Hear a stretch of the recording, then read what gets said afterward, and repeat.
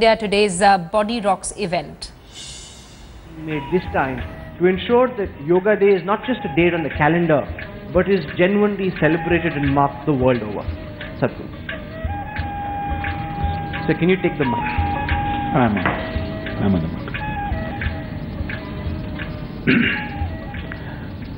mic. It's a momentous event in the sense, for the first time in modern history, the world is recognizing that ultimately, if human beings have to be well, they have to turn inward. We have looked up divided humanity in ways that we can't fix in near future. We have looked out in search of human well-being and beginning to destroy the very source of our life, which is the planet. And the only way human beings can be well is by turning inward, because human experience is generated from within. For the first time, leaders of major nations, the world is talking about the inner well-being of the human being. It is a momentous day and we have to make it that, so everybody is striving to make this happen. In Isha Foundation, we are doing this in over 100,000 locations. 100,000 locations, yes. Wow. 35,600 teachers, 100,000 locations across the world. And many other organizations are doing their bit, the government is doing its bit. It's very, very important that this happens for the well-being of the world, because the way we are trying to seek well-being for humanity is very destructive.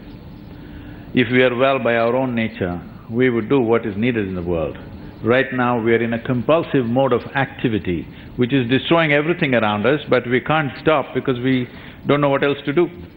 Sadhguru, there's also been a big raging controversy in the build-up to Yoga Day, with several Muslim organizations in particular raising objections to why they have to do the Surya Namaskar, why they have to chant Om, why must they do yoga in the first place. Do you associate yoga with a particular religion, and what do you think of all the objection that's being raised to the idea of what's essentially a Hindu idea being thrusted on the rest of the country? This is a very ill-informed resistance to yoga. One thing that one needs to understand is yoga predates all religion.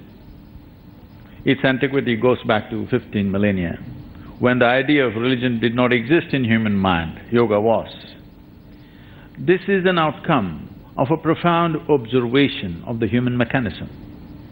This is the most sophisticated gadget on the planet. You say it rocks, it does more than that. This is the most sophisticated gadget on the planet. The simple question is, have you read the user's manual? Now, yoga means turning inward, reading how to put this to maximum use. When I talk about how to put this to maximum use, right now the simple way of looking at it is, see, most human beings are suffering themselves. Their own thoughts, their own emotions are a big issue. What this means is, the basic faculties which make you human, the basic faculties which set you apart from other creatures, that's become your problem. The only thing that people are suffering is this. People suffer what happened 10 years ago, still. People suffer what may happen day after tomorrow already. What this means is, it is not that you are capable of suffering yesterday and tomorrow, you are just suffering your memory and imagination, two fundamental faculties which set you apart from every other creature. Or in other words, unconsciously, you're aspiring that you would be better off being a monkey, or an earthworm for that matter, I don't know what. But the important thing is, yoga is the science of inner well-being. There are technologies for well-being. As there is a science and technology for external well-being, there is a science and technology for inner well-being. Even when the so-called physical or what you refer to as modern sciences came about, the first people who resisted were always the religious people, because they have set beliefs and ideas which doesn't go with anything. Now, yoga does not demand that you have to bow down to anything. This is something we must understand. Yoga means that your well-being is entirely yours. You're not looking up, you're not bowing down to anybody or anything in search of your well-being. Your well-being is entirely created by you.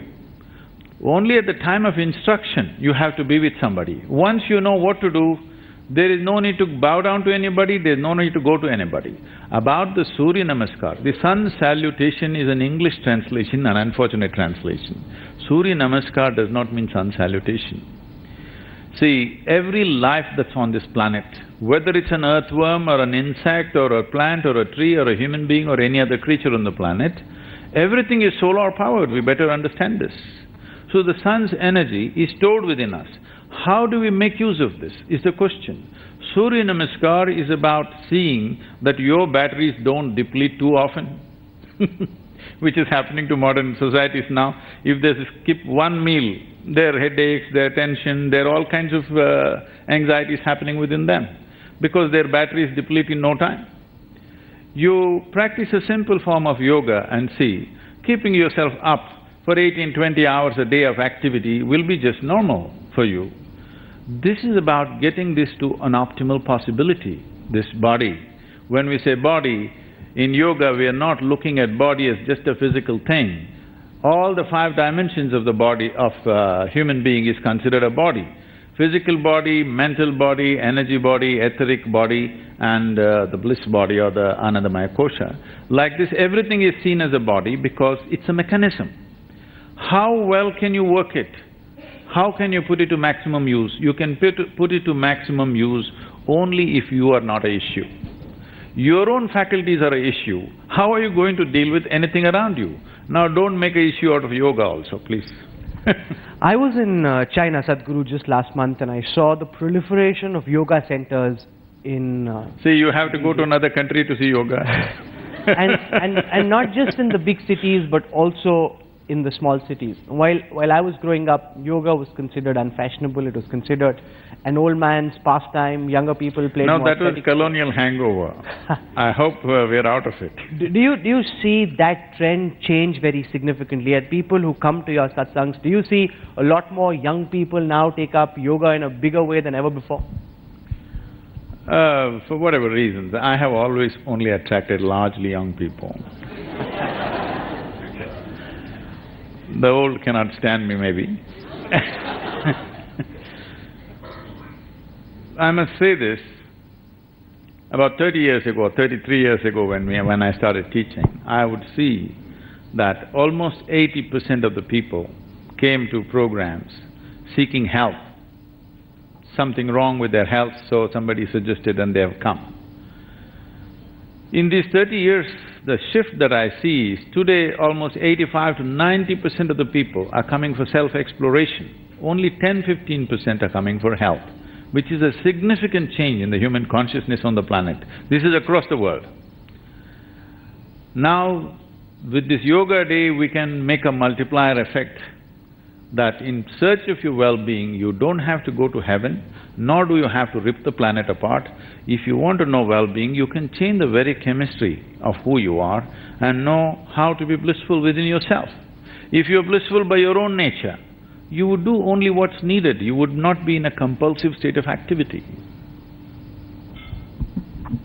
Do you feel sometimes, Sadhguru, that yoga today is restricted in the way that most people know it to a sequence of asanas that keep your body flexible and the larger, deeper, more spiritual meaning behind yoga, is that lost in this generation? It is, because it's the first generation practicing yoga. What they can visually see is all they know, so they've gone for it. I don't think it's entirely wrong, it's limited. It's unfortunate that only limited aspects of it has gone particularly to the West. And in the urban centers in India, the yoga that you see is a rebound from the American coast. Though this land has been the source of yoga, they only get yoga from the West. So it's become very physical, but it's all right, at least let them start that way. Even if they start a simple physical form of yoga, it'll naturally evolve into other dimensions. One of the other things that's happened is that yoga has now become big business, very lucrative business, and there are different kinds of chocolates, there are different kinds of yoga, and each maker of the chocolate and each practitioner of yoga suggests that his form of yoga is best. So which form of yoga, Sadhguru, is actually best? So now that you use the chocolate analogy, what will you do? What you like best you will do. You do the same with yoga. Now, what you are exposed to you think is the best thing because it's worked for you.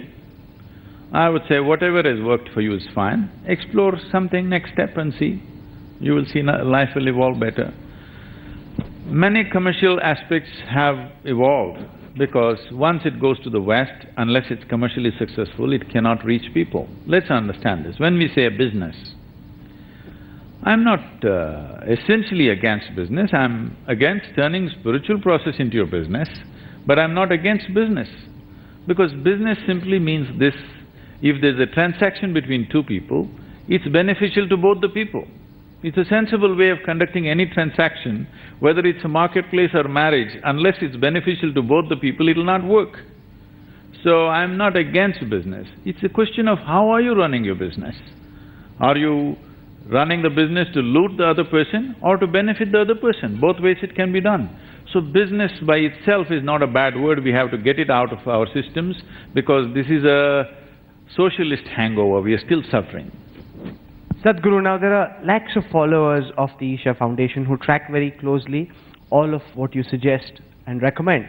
But there's a bigger audience out there also of people who haven't necessarily been plugged into the yoga story. So far, their curiosity has increased because of this big build-up leading up to Yoga Day.